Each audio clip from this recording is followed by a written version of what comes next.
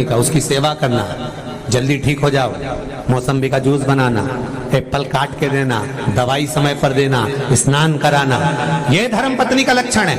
पर पति आंख से अंधे थे तो गांधारी ने भी पट्टी बांध ली, जैसे तुम वैसे हम, तुम भी बैठे रहो हम भी बैठे। इसको धर्म पत्नी कहेंगे? सुन लो रियो राजस्थान वाली, जी जी अच्छे से सुन लो जरा। धर्म पत्नी का लक्षण है, अगर घर में कोई दुखी है तो आप भी दुखी हो, घर में सब सुखी तो आप भी सुखी हो, ये धर्म पत्नी का लक्षण है। मंदोदरी ने कहा, स्वामी आप ब्राह्मण कुल में जन्मे पर कभी भोजन करने, रावण कहता है मुझे कौन बुलाएगा, मुझे कौन बुलाएगा, कौन बुलाएगा?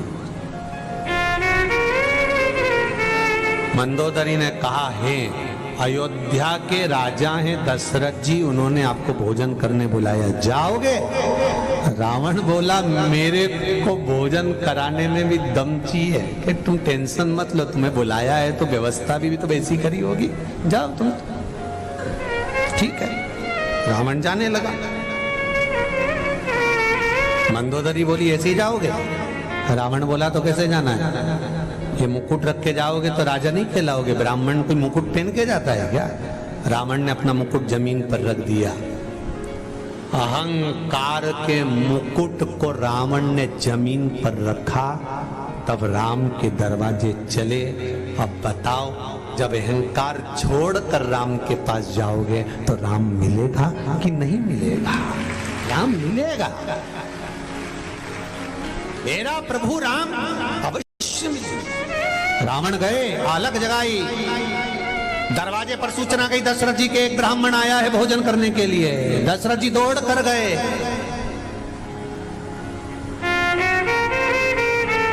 दौड़ कर गए।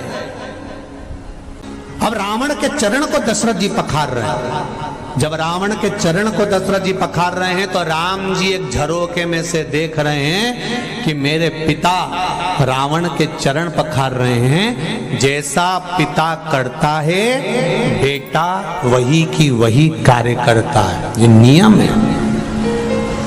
एक गुरुजी आने वाले थे और माता पिता ने अपने बच्चों को समझा दिया था, सुनो शाम को गुरुजी आएंगे, प्रणाम करना हो, प्रणाम करना हो।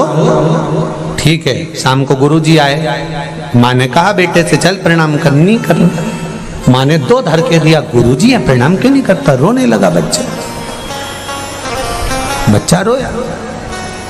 अब जब बच्चा रोया तो पिताजी आए, पिताजी ने कहा बेटा अपने गुरुजी है प्रणाम करो, नहीं करना। पिताजी ने भी दो धर के दिए। इतने में गुरुजी ने पूछा काय को मार रहे हो, कि प्रणाम नहीं कर रहा। तो गुरुजी बोले वो नहीं कर रहा तो मत करने दो, कम से कम तुम दोनों तो करो। अब माता पिता ने जैसे झुक के प्रणाम करा, बच्चे ने देखा तो बच्चे ने साष्टांग दंडवत करा, क्योंकि हम बदलेंगे युग बदलेगा, हम सुधरेंगे युग सुधरेगा। उन्होंने प्रणाम करा तो इन्हें पूरा करा। राम जी ने देख लिया दशरथ जी चरण धुला रहे हैं तो मुझे भी चरण धुलाना पड़ेगा। आज दशरथ जी ने धुलाए।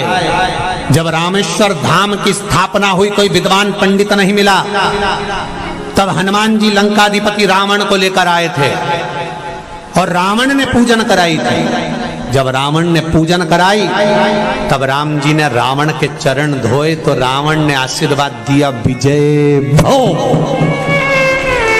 जैसे ही दिया विजय भव होने का आशीर्वाद, इतनी देर में तो हनुमान जी पास में खड़े तो उन्हें कोनी मार के कहा हार गया क्या?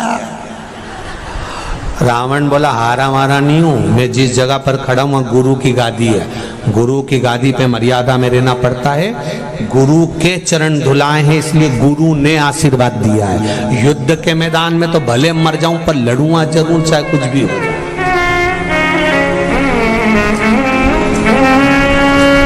लड़ूंगा जरूर चाहे कुछ भी हो। बड़ी मर्यादा रखना पड़ती है साहब। मंदिर में अगर पूजन कर रहे हो और खुद की धर्म पत्नी भी अगर दर्शन करने आई है तो जो आरती पूजन कर रहा होता है, भले वो ब्राह्मण हो, पंडित हो, पुजारी हो, उसको ये स्मरण करना पड़ता है कि यहाँ पर मेरी पत्नी